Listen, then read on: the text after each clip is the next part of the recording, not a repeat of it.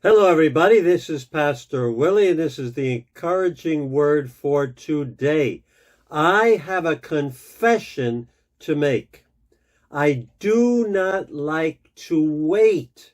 When I have to wait, I get very, very impatient.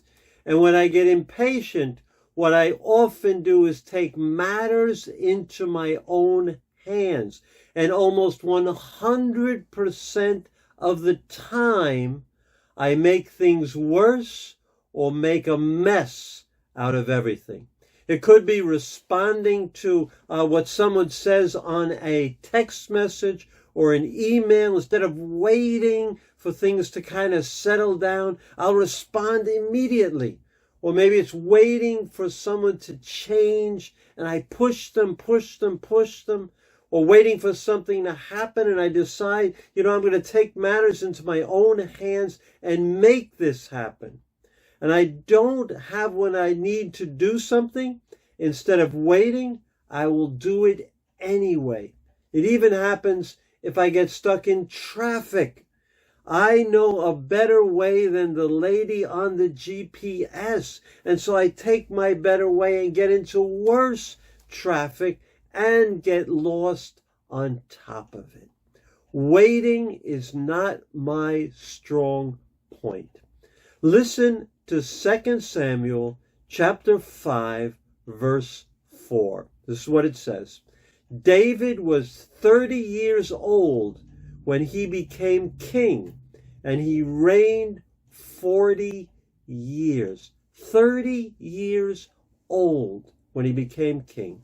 Now, if you remember, God had sent Samuel to anoint David as king, gave him the promise, gave him the anointing, the position in 1 Samuel chapter 16, when David was a youth. The Bible uses the term youth.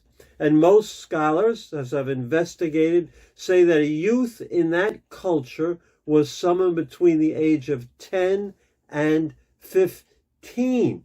So David received the promise to be the king, and he had to wait. He waited for 15 or perhaps even 20 years for it to be fulfilled. And I have problems waiting 15 or 20 minutes sometimes. And yet David never took matters into his own hands.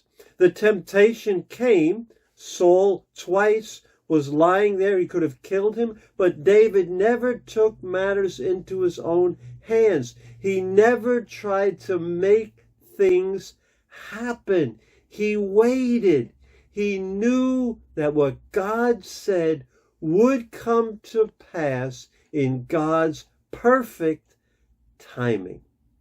I love what it says in the book of Habakkuk, chapter 2, verse 13. It says, "For the revelation awaits an appointed time." God has an appointed time for you, for everything under the sun. God has an appointed time. And then he says, it speaks of the end and will not prove false. If God has something and it has an appointed time, it will happen in your life, in my life, in your ministry, in your family. It will happen. Then Habakkuk adds this: though it linger, wait for it.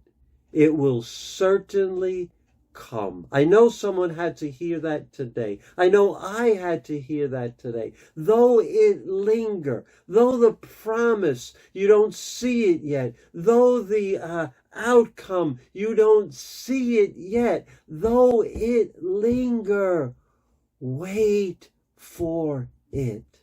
It will certainly come. David knew it. David knew it, that it would certainly come and will not delay. So he waited. So my friends, my advice to myself and to you is that God is at work in our lives. He will accomplish, not me, not you, he will accomplish his purpose for us. Though it linger, wait for it. It will certainly happen. David waited and then served as king for 40 strong years.